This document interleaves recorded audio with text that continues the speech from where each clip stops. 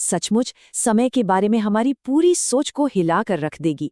ये कहानी है एक राजा की जो सिर्फ एक सलाह लेने के लिए सृष्टिकर्ता से मिलने गए, और जब वो वापस लौटे तो उनकी दुनिया हमेशा के लिए बदल चुकी थी। ये है राजा ककुदमी की हैरान कर देने वाली कथा। 1 मिनट सोचकर देखिए, आप कहीं गए, किसी का इंतजार कर रहे हैं, बस कुछ ही मिनटों के लिए, और जब आप बाहर आते हैं तो वो कुछ मिनट नहीं बल्कि लाखों साल बन चुके हैं। आपकी दुनिया, आपके लोग, आपका इतिहास, सब कुछ गायब। बस यही सवाल इस कहानी की, आप कह सकते हैं, आत्मा है। तो चलिए चलते हैं सतयुग में, एक ऐसा समय जिसे पूर्णता का युग कहा जाता है। सोचिए, एक वैभवशाली नगरी थी, नाम था कुशस्थली, और वहां राज करते थे राजा ककुदमी।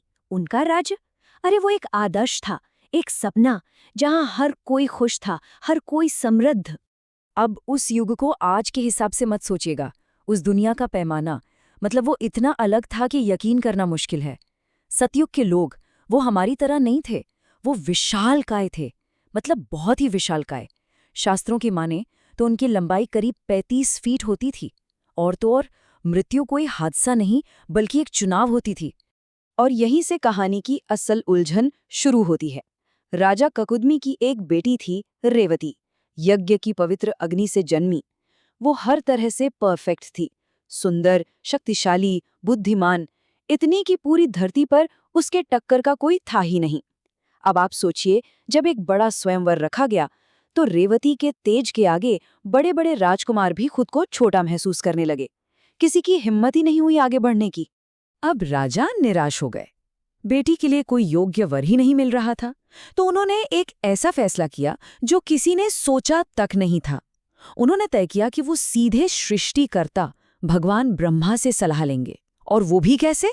ब्रह्मलोक जाकर, अपने इसी शरीर के साथ। और ये कोई मामूली सफर नहीं था, बिल्कुल नहीं। उनका रथ वो घोड़ों से नहीं चलता था, वो चलता था मंत्रों की शक्ति से, मन की रफ्तार से। ये सिर्फ एक जगह से दूसरी जगह जाना नहीं था, ये यात्रा थी अलग अलग आयामों के पार, जहां उन्होंने ब्रह्मांड के वो रहस्य देखे जो आज भी हमारे लिए एक पहेली है। और आखिरकार वो पहुंच गए ब्रह्मलोक, सृष्टिकर्ता ब्रह्मा का निवास। सोचिए, एक ऐसी जगह, एक ऐसा डायमेंशन जहां फिजिक्स के नियम काम नहीं करते, जहां हर चीज खुद रोशन है, और जहां आपकी सोच ही हकीकत बन जाती है। राजा को लगा, बस अब तो मेरा काम कुछ ही पलों में हो जाएगा। मगर जब वो मुख्य सभा में पहुंचे तो उन्होंने देखा कि ब्रह्मा जी तो संगीत सुनने में मग्न हैं। और ये संगीत कौन प्रस्तुत कर रहा था? गंधर्व, जिन्हें स्वर्ग का दिव्य संगीतकार कहा जाता है। और वो संगीत, वो इतना इतना अलौकिक था कि राजा ने भी सोचा, ठीक है, थोड़ा इंतजार कर लेते हैं, इसमें कोई हर्ज नहीं।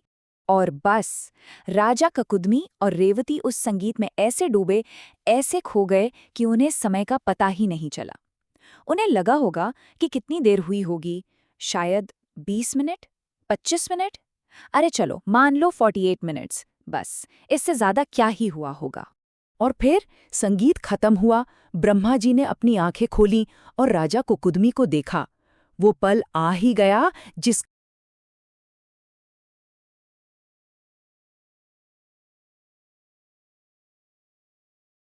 का राजा को बेसब्री से इंतजार था। अब वो अपना सवाल पूछ सकते थे।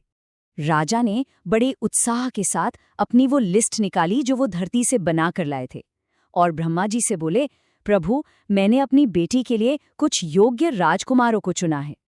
ये सुनकर ब्रह्मा जी मुस्कुराए, और फिर उन्होंने जो कहा उसने राजा के पैरों के नीचे से जमीन ही खींच ली। उन्होंने कहा, जिन राजाओं के नाम तुम ले रहे हो उनका अस्तित्व तो छोड़ो, उनकी तो न जाने कितनी पीढ़ियां आकर खत्म हो चुकी हैं। अब समय के इस विशाल खेल को समझने के लिए हमें चतुर्युग के कॉन्सेप्ट को समझना होगा। देखिए, हिंदू कॉस्मोलॉजी के हिसाब से समय सीधा नहीं चलता, वो एक चक्र में चलता है। और एक चक्र यानी एक चतुर्युग में 4 युग होते हैं: सत्य, त्रेता, द्वापर और कलयुग। और ब्रह्मा जी का खुलासा वो सच में कल्पना से परे था। उन्होंने बताया कि जितनी देर राजा ने ब्रह्मलोक में वो संगीत सुना, उतनी देर में धरती पर 1 या 2 नहीं, पूरे 27 चतुर्युग बीत चुके थे। ये लाखों करोड़ों साल थे। जरा सोचिए, 27 बार सत्ययुग आया और खत्म हो गया। 27 बार त्रेता युग, 27 बार द्वापर युग, सब बीत गए। इसका मतलब राजा की वो सुंदर नगरी, उनका वंश, उनका पूरा का पूरा इतिहास, सब कुछ समय की धूल में मिल चुका था। अब सबसे हैरान करने वाली बात सुनिए। ये प्राचीन कहानी जिस चीज की बात कर रही है, वो आज की मॉडर्न साइंस के टाइम डायलेशन के सिद्धांत से हूबहू मिलती है। वही सिद्धांत जो सदियों बाद आइंस्टाइन ने दिया था। है ना कमाल की बात? राजा कुकुदमी के लिए तो जैसे सब कुछ ही खत्म हो गया था। लेकिन ब्रह्मा जी ने उन्हें दिलासा दिया और एक नया रास्ता भी दिखाया। उन्होंने कहा कि देखो, अभी धरती पर द्वापर युग का अंत चल रहा है और रेवती का विवाह बलराम से होना तय है, जो उस युग के महानायक हैं।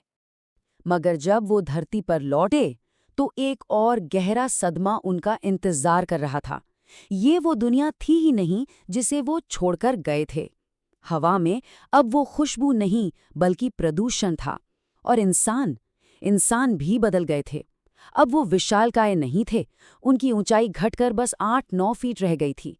और उनकी आंखों में तेज की जगह अब लालच और डर था।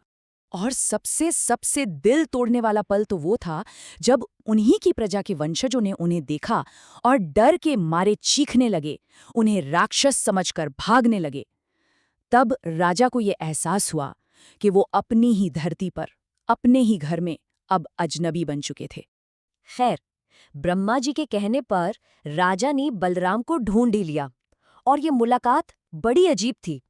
सोचिए, एक तरफ सतयुग की 35 फीट लंबी राजकुमारी रेवती और दूसरी तरफ द्वापर युग के महानायक बलराम, जो उनके सामने बहुत छोटे लग रहे थे। ये जोड़ा सच में असंभव लग रहा था। और तभी एक चमत्कार हुआ। भगवान बलराम ने अपना मशहूर हल उठाया और उसकी नोक को धीरे से रेवती के कंधे पर रखा। उस दिव्य हल के स्पर्श करते ही रेवती का वो विशाल शरीर सिकुड़ने लगा और देखते ही देखते कुछ ही पलों में उनका कद द्वापर युग की महिलाओं के बराबर हो गया। बेटी का विवाह हो गया और इसके बाद राजा के पास दुनिया में अपना कहने को कुछ नहीं बचा था।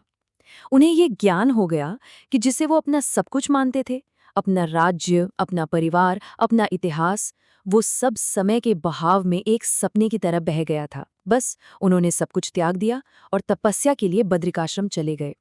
राजा ककुदमी की ये कहानी हमें सच में सोचने पर मजबूर करती है ना? हम अपनी रोज की जिंदगी में अपनी छोटी छोटी परेशानियों, अपनी सफलताओं को कितना बड़ा मान लेते हैं। लेकिन जब इस कहानी की तरह ब्रह्मांड के समय के पैमाने पर सोचा जाए, तो हमारी इन सारी चिंताओं का आखिर वजन ही क्या है?